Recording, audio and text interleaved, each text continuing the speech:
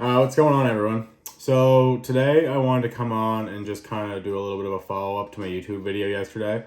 I had a number of people reach out to me and kind of say that they were going through something. Everyone has their own kind of situations, but that the video they made them feel like they weren't alone, and that they had, a little bit of support that they didn't know that they had, and that it wasn't a wrong thing to go through something.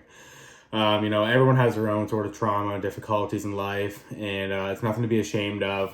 And I honestly think that we should allow ourselves to feel the way that we feel so we can grow from those experiences. So I'm going to just share a few key points for me personally and my experiences that kind of help me not cope, because you don't want to just cope with feelings. You want to actually allow yourself to feel the way that you feel and allow yourself to grow from those experiences. So that kind of leads into my first point, which is allow yourself to feel any emotion that you are feeling. May this be happiness, sadness, anger, or whatever. It's only going to help you understand why you feel the way that you feel, and it's only going to help you grow from that. If you kind of keep things pent up, then you're not going to allow for any mental growth or wisdom gain from any of that. It's just going to pent things up inside of you. It's going to create anger and frustration, and you're not going to understand why. And it's all going to come out at once. I mean, I've tried to do the same thing, and it does come crashing down on top of you. And the best way that you can have that to not happen is to allow yourself to feel a certain way and then try to understand why you feel that certain way. So my next point is going to be to see a therapist and to tell the truth. I've talked to a number of people about this, and they tell me they go to a therapist and they don't tell the truth to the therapist. You're pretty much wasting your money. You're pretty much driving down the highway and throwing money out of your car. A therapist cannot do anything for you without knowing exactly what the issue is.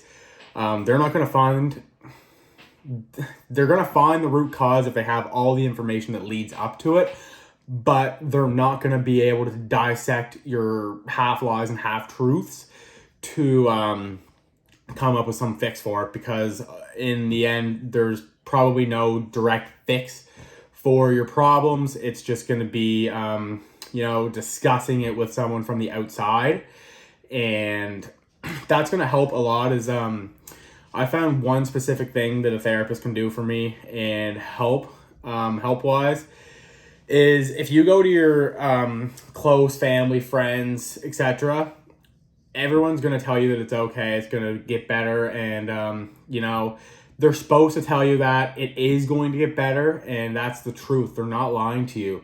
But the thing is it's a lot harder to hear it from them and actually trust the process that it is going to get better, because these people have to tell you something that's going to make you happy, and they don't want to scare you. And you feel that internally that they, it's really hard for someone that's really close to you to say, this is the problem, these are your problems.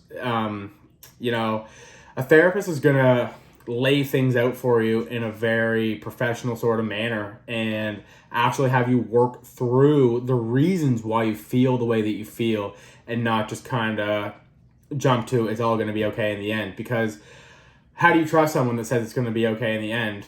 Although you should, but you're not going to. So see a therapist, tell the truth, and hear what they have to say. An outsider's opinion that isn't allowed to say anything to absolutely anyone else is very meaningful, actually, and it will help you. I guarantee it. If you can actually sit down and have a truthful discussion with a therapist, you won't leave feeling better because you talk to them. I mean, you get things off your chest. You're gonna feel like shit, but in the end, it's gonna help you establish a reason why you feel the way that you feel, and it's going to allow you to grow from your history. And those are kind of my points. My third point actually was grow from your trauma and mistakes and understand why you did the things that you do, and what you use to create a distraction from your own reality.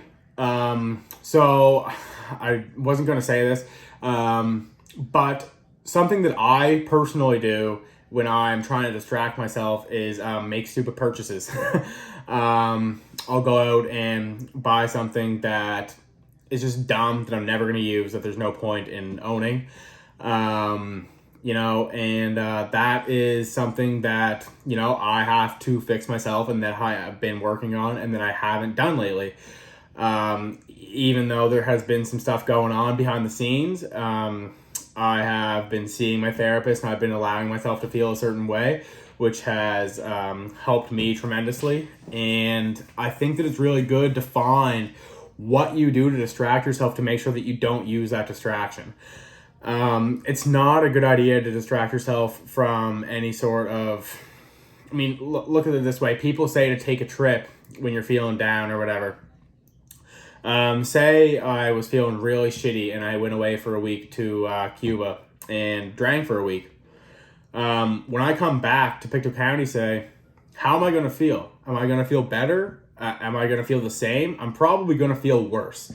What I did was escape from the thing that was making me upset, distract myself for a week, not figure any of it out, not think any of it through.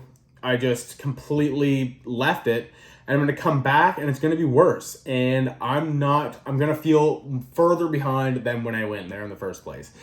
So I think the worst thing that you can possibly do is to distract yourself. And the best thing that you can do is to find what's making you feel a certain way and work through the problems.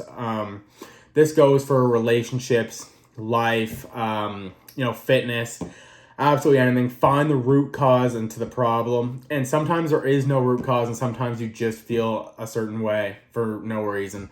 And I think it's honestly good just to allow yourself to feel certain ways. And I think that it's going to be helpful in the long run to just understand your emotions and just kind of work through it and allow for help, allow people to help you, parents, partners, siblings, therapists, talk to people, explain the way that you feel. And if you have someone in your family that's not going to be supportive and not going to help the way that you feel, go to someone else, go to a therapist, and they are going to help you. Just be truthful with them, and it will help you in the long run, and it'll help everyone around you as well. It's only going to be beneficial if you can really come to terms with the way that you feel. And so that's really it. That's all I have to say for you guys today. I just want to do a follow-up on my video yesterday because, like I said, I had a lot of people reach out, which honestly I didn't really expect. I didn't expect for it to get as many views as it did either. But I'm really happy that it did, and I hope it continues to, because I like to share my story with you guys so everyone can kind of feel sort of a relation to, if they have a past history too. And some things are really hard to get through, but one thing you have to keep in mind is that you just have to keep moving forward, and use your mistakes and your trauma to as an advantage. And just kind of, if you can push through things that are really, really tough, then deep down that you're going to get through absolutely anything. So yeah, that's all I have to say, and hope you guys watch this as well. And if you didn't watch my video on YouTube, you should go check it out. It'll probably hit you hard. So thanks again, and yeah.